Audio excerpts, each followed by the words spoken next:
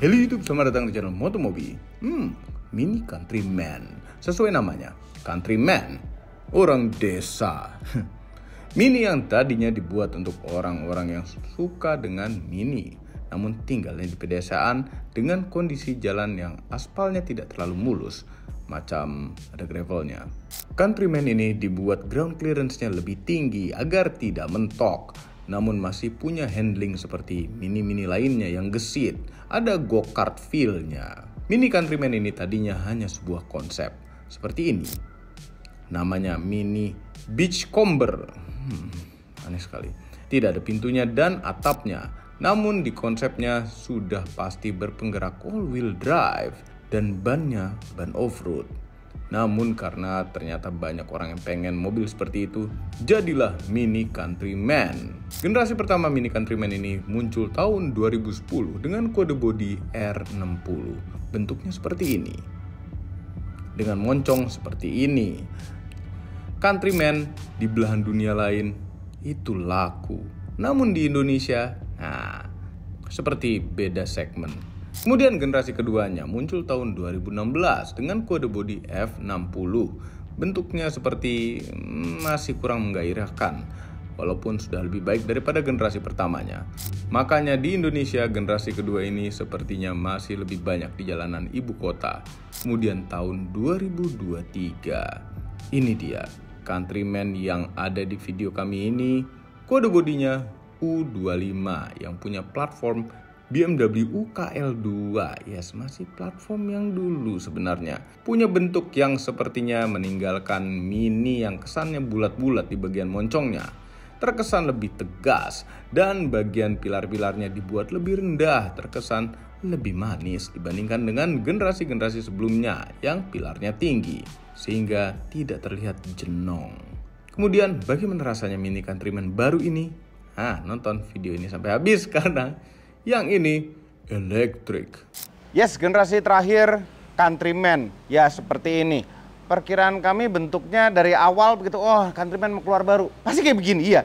Menjadi lebih modern, menjadi lebih mengotak-ngotak, tapi agak menjauh dari kesan keretroannya sebenarnya. Countryman sebelumnya itu retronya kuat, ada ciri khas dari Mini yang original itu masih ada lebih kuat dibandingkan dengan ini. Ya ada lah dikit, ini sudutnya, lampunya enggak sih, original Mini bulat. Dan pada Mini yang zaman sekarang itu chrome-nya sudah hilang, digantikan dengan warna bronze seperti ini. Sampai logo-logonya ini warna yang sama, tidak ada chrome sama sekali. Dan ini grillnya grill palsu ya, karena ini mobil listrik, nggak perlu grill beneran. Di bawahnya ada lubang yang bisa buka tutup, kayak di Ioniq 5 dan EV6. Dan di sini ada radar. Namun sebenarnya mobil ini agak aneh. Mobil ini tidak ada adaptive cruise controlnya. Terus ini cuma buat cover doang. Pajangan ada radarnya, tapi ya softwarenya nggak ada. Oke, apakah Mini ini membesar dibandingkan dengan Countryman sebelumnya? 4.433 mm. Itu 12 cm lebih panjang dibandingkan dengan generasi sebelumnya. Jauh membesar ya kan? Nah, dari samping kita bisa lihat ada ginian nih. Nah, ini ada tulisan all 4. Jadi kayak yang Mini JCW gitu, dibeda lagi gambarnya sini. Jadi ini kayak tempat untuk naruh, model apa ini Mininya? Ini all 4. All 4 berarti dual motor. Kita buka cover sini. Nggak ada mesinnya karena mobil listrik. Tapi ini ada cover, kita bisa intip dikit covernya.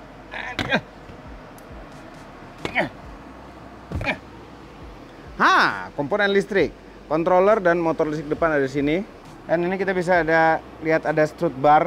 Strut bar ini dicat hitam ya. Motor listriknya 2 depan dan belakang. Total tenaganya 308 horsepower. Torsi maksimal 494 Nm. Kenceng. 0 ke 100 km per jam katanya 5,6 detik saja. Menyalurkan tenaganya kan ke 4 roda ya. Dari mana sumber listriknya? Dari baterai tentunya. Di bawah sini 66,5 kWh. Cukup besar baterainya. Range-nya bisa jalan 400 km-an. Nih persisnya WTPL. WTPL apa WLTP? Ngecasnya itu di sini sebelah kanan ada isi charging, dan tentu dia DC charging, tapi DC charging BMW itu kalau nggak salah cuma bisa 150 kW.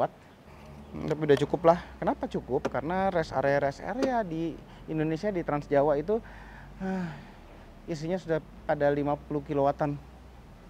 Oh, ini velgnya 20 inch ya. Bannya 245 40. Gimana menurut Anda bentuk velgnya? Bagus sih, tapi agak gede gitu loh. Tebel-tebel. Nah, belakangnya mobil ini bagus sih ya tipikal Mini juga, tapi dengan modern gitu lampunya. Nah, ini DRL depan sama lampu belakang ini bisa berubah bentuknya ya, penyalaannya berbeda kalau kita mengubah driving mode-nya. Jadi kita bisa tahu dia lagi driving mode yang mana. Bawah nggak ada knalpotnya kan. Bagasinya cukup luas. Dan di bawah ada tempat lagi buat naro-naro. Terus ini tuh kalau dicopot masih ditaruh di rumah ya, nggak bisa dibawa-bawa lagi. Kanan kiri masih ada tempat-tempat dan bisa dilipat dari belakang sini. Nggak bisa. Hampir rata lantai. Bukan hampir rata, ini udah rata lantai, cuma nanjak dikit. Kan ini sebenarnya namanya Countryman SE, tapi ini S doang, nggak ada E-nya karena E-nya tuh elektrik. Dan S berwarna hijau ini berarti ini adalah yang elektrik. Kalau yang nggak elektrik warna merah S-nya. Nah, ini ada roof railnya beneran, dan ada panoramic roof. Ini roof rail beneran nih, kokoh. Duduk belakangnya. Tinggi kami 174, dari dengkul dengan jok depan lumayan. Kaki masih bisa masuk. Ini sebenarnya sudah pernah kami review, first impression review untuk Countryman. Tapi ini kita bahas ulang lagi ya. Dan ini di luar jadi bisa menikmati cahaya matahari yang panas sekali di luar ini sekarang. Berapa suhu di luar? 36 derajat. Full matahari. Lama banget ya bukan nyampe habis ya. Headroomnya juga masih cukup lega. Ada armrest, 2 buah cup holder. Nuansanya masih funky, typical Mini, walaupun ini Countryman Mini yang paling gede. Ada itu nih, toto garis-garis, bentuk joknya begini, lucu, door panelnya begini. Tapi ini door panel yang model kain begini sebenarnya rawan kotor ya. Toto ada bekas jari-jari, bekas kotor apa. Kita habis main lumpur kali. Ini kan Countryman itu kan ceritanya SUV. Kali ada main tanah-tanah dikit gitu kan. Ciprat-ciprat sini sih lumayan nih. Nah, senderannya tuh masih bisa di naik turunin, segini bisa, segini bisa, gini bisa. Paling nyender ya segini, dan masih bisa dimaju mundurin, enggak yang ini. Nah, di belakang masih ada AC, that's it. Ini ada 2 belah colokan USB-C, ada kantong-kantong, pintu, ada tempat botol, dan bukanya tuh begini. Kita azan dulu. Later. Bukan pintunya tuh kayak BMW yang dari bawah gitu. Terus kan kuncinya model keyless, mana tuh kunci Mini. Tombol-tombol tuh ada di samping kecuali tombol lock. Tombol lock itu ketutupan ini logo Mini dipencet itu lock. Kita tinggal kantongin. Dan ini ada Mini connected drive seperti BMW connected drive juga. Harusnya bisa buka mobil ini dan menghidupkan mobil ini pakai handphone saja atau pakai Apple Watch kalau sudah terkonek ya. Interiornya funky juga, dengan kain juga dikelilingi pabrik ini yang ya mudah-mudahan nggak gampang kotor ya, karena ini keren banget ya, nutupin plastik-plastik ini sih, plastik-plastik sebenarnya. Ini ada empuknya dikit sih, ini juga ini empuk, ini plastik-plastik nggak apa-apa. Ini Mini ya, bukan BMW seri 7. Nah, yang paling catchy memang adalah layar tengah ini. Ini merupakan layar tengah terkeren sepanjang masa. Lingkaran, dan ini pantulannya tuh minim sekali. Dia tuh bisa ngedoff dan tak pantulan. Jadi kita ngaca gini biasanya kan bisa gampang. Ini nggak bisa ngaca. Nah, di bawah ini ada toggle ya. Sebelah kiri ini volume audio, ini driving mode, ini untuk starter sebenarnya. Padahal kita kalau masuk mobil AC udah langsung nyala tanpa harus di starter. Ini shifter, dan ini park button untuk mengaktifkan rem tangan sekaligus P. Ini tombol settingan berkendara. Nah, driver assistant. Sayangnya tidak ada kamera 360, dia hanya ada kamera belakang doang. Why? Mobil udah miliar-miliar gini. Nggak ada adaptive cruise control, nggak ada kamera 360. Hazardnya sini tombolnya, defogger depan, defogger belakang. Oke, kita bahas layar dulu. Layar ini home-nya itu weather. Ini ada tertanam suatu SIM card di dalam mobil ini yang selalu terkonek ke internet. Begitu nyalain mobil emang agak nge-lag, dia ada loading, banyak loading yang terjadi di dalam, tapi begitu udah nyala normal-normal aja. Di sini kehematannya tertulis 5,6 km per kWh karena ini mobil banyak diem kemarin tadi pas di syuting. Kami tes tuh sekitar 6 km per kWh kurang lebih. Terus geser-gesernya tuh masih agak-agak niat-niat gitu. Biasanya kalau mobil lagi goyang-goyang memang agak susah mencet-mencet tombol yang kecil-kecil begini. Biasanya kami pegang dikit ini bawah baru jempol yang mencet. Heran. Kenapa kecil-kecil? Kami sebenarnya nggak suka kontrol di layar. Kami lebih seneng kalau misalnya sambil jalan itu ngontrol di layar ini tuh pakai BMW iDrive yang biasa itu yang diputer-puter, ada joysticknya. Kalau langsung mencet ini kadang susah gitu.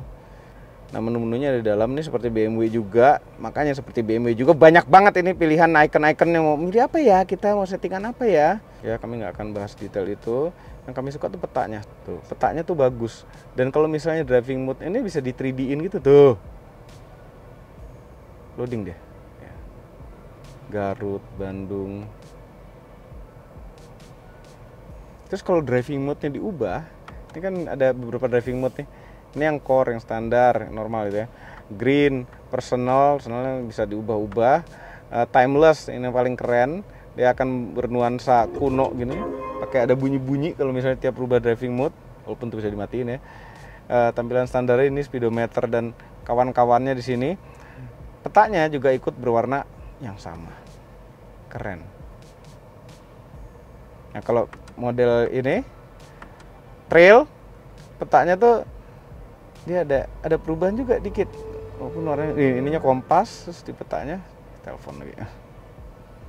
Petanya tuh ada hijau-hijaunya, ada perubahan-perubahan sedikit yang keren. Kontrol AC juga dari sini, ini suhunya langsung ada di luar. Kalau mau AC dipencet AC ini, pencet ya. Dan tombol-tombol kecil lagi. Panas ya. Jangan very low deh. Loh, low aja sekenceng ini ya. Karena dia otomatis sih. Ini gara-gara autonya nyala ini. Anyway, nah Apple CarPlay-nya itu cuma sekotak gini aja, nggak full. Lucu sih, cuma ya nggak full. Nah kalau nyetel Spotify itu bisa ada ini mode DJ. Jadi ada kayak vinyl muter gitu, terus bisa bisa dikit-kitin. Setirnya ini gemuk dipegangnya. Nah seperti mobil ini, mobilnya juga rasanya gemuk. Nah ini yang menarik. Ini sebenarnya head-up display yang akan nutup dan keluar sendiri kalau mobilnya dimatiin dan dinyalain. Tapi head-up display-nya kerendahan untuk jadi head-up display. Biasanya head-up display itu di atas kap mesin, ngeliat yang enggak. Ini tetap di antara kap mesin dan dashboard. Yang terpajang cuma kalau navigasinya hidup, ada arah sama speedometer dan posisi power sama baterainya. Udah itu aja sederhana. Nah ini sebenarnya fungsinya menggantikan instrumen cluster yang biasanya ada di sini. Ini pindah ke sini. Ini jadi blasteran antara instrumen cluster dan head-up display. Setir lagi, jempol kanan untuk urusan audio dan infotainment, jempol kiri untuk urusan cruise control yang tidak ada adaptive cruise controlnya. Ini ada belt, lucu ya, setirnya ada beltnya. Terus kalau nggak salah yang di mini biasa yang 3 pintu di sini apa di sini ada beltnya. Itu ada, jadi ada nuansa beltnya begitu. Jadi kayak tas. Wiper depan ada auto, headlamp juga ada auto. Nah mengatur lampu depan tidak seperti BMW yang ada di samping sini. Ini tuh semuanya ada di sini. Oke.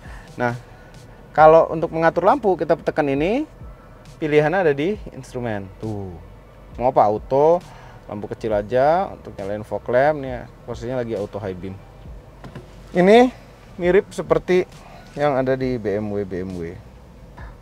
Kepraktisan, kantong pintu lumayan gede, bisa naruh botol, ini bisa naruh sesuatu juga. Ini buat wireless charging, ini buat naruh 2 buah cup holder. Terus ini lucu nih, ada konsol di sini, ada konsol juga di. Oh nggak ada lagi ya, tapi ini bisa maju mundurin. Terus kalau lagi dimajuin banget ini nggak bisa dibuka. Hari bisa deh, bisa ngepas banget tuh. 2 buah colokan USB-C, 12 volt power outletnya di sini. Laci juga lumayan lega. Auto day night.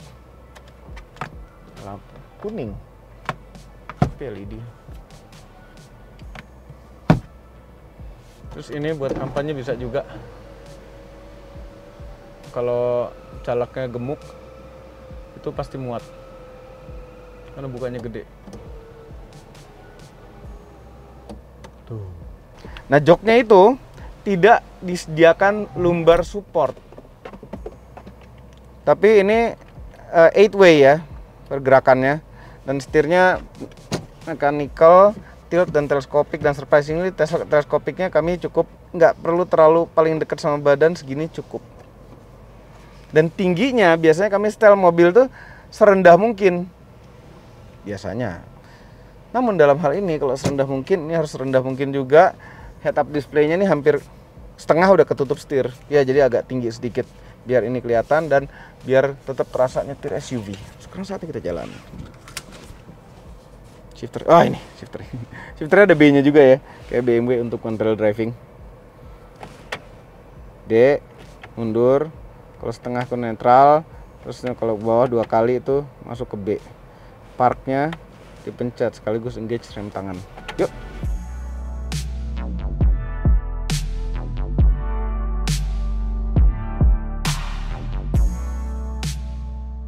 Nyetir Countryman elektrik. Wah, satu-satunya pilihan yang elektrik itu yang SE ini ya untuk Indonesia ya. Nggak tahu nanti akan ada, kedepannya akan ada yang elektrik yang JCW mungkin, tapi ini S, jadi udah cukup kencang, dual motor kan, all 4. Apakah orang-orang pada ngeliatin? Ada yang ngeliatin, cuma mungkin nggak banyak yang ngertiin mobil apaan tuh. Oh, Mini yang baru ya. Dan impression pertama nyetir mobil ini tuh, mobil gemuk juga ya mobilnya rasanya ya. Tapi dashboardnya tuh rendah enaknya. Dashboardnya rendah, cuma kapasitasnya kelihatan, lekukannya kelihatan, bikin jadi ada kesan gemuknya, dan dalamnya tuh lega, nggak kayak nyetir Mini biasanya. Sebenarnya Mini Countryman ini bukan merupakan Mini yang favorit kami. Favorit kami tetap yang 3-door biasa, karena original Mini ya 3-door dari dulu. Kayaknya namanya Mini, kecil. Ini bukan kecil lagi. Pandangannya enak, luar kacanya nggak terasa kecil, pandangan ke belakang enak. Apakah ada rasa kesan nyetir SUV? Nggak terlalu sebenarnya. Ya ini crossover lah, tapi all wheel drive. Apakah kami tes off-road? Enggak. Dan kekedapan mobil ini tuh cukup oke.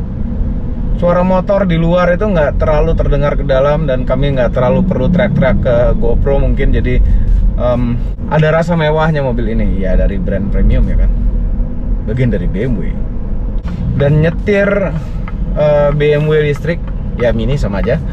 Itu kami selalu di posisi B shifternya, sehingga bisa one pedal driving.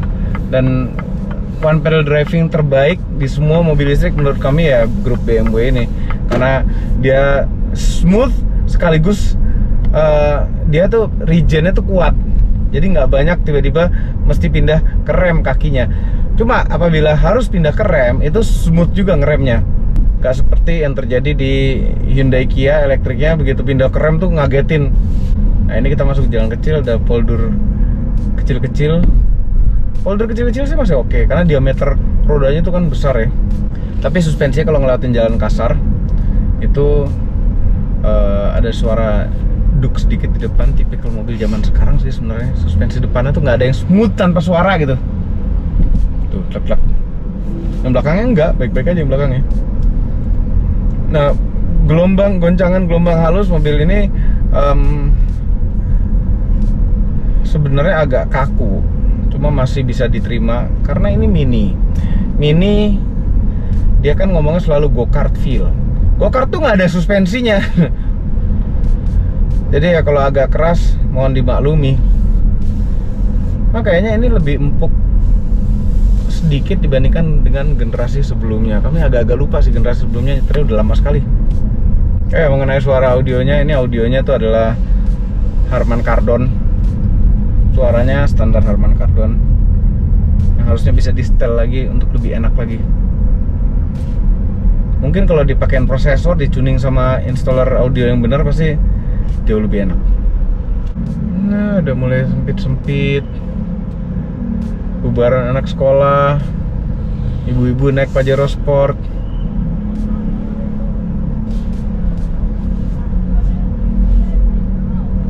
Susah. Cuma apakah mobil ini rasanya kelebaran, kegedean, dan takut di jalan sempit? Enggak sampai segitunya. Itu orangnya masih jauh loh. Anti nabraknya udah kasih warning.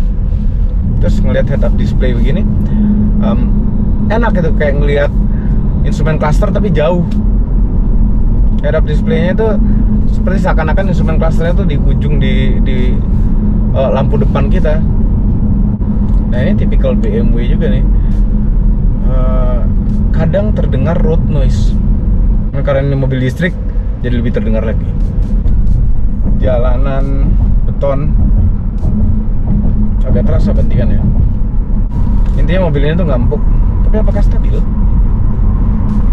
Ada body rollnya, cuma masih oke.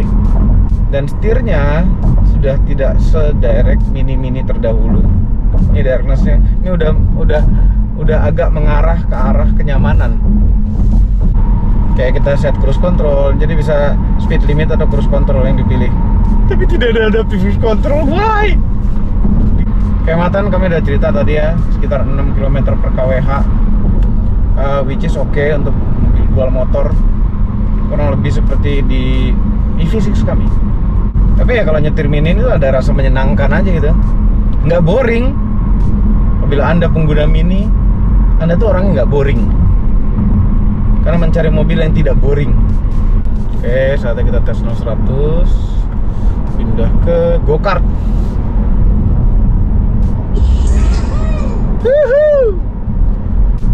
Udah dengan matiin hasil lebih kenceng.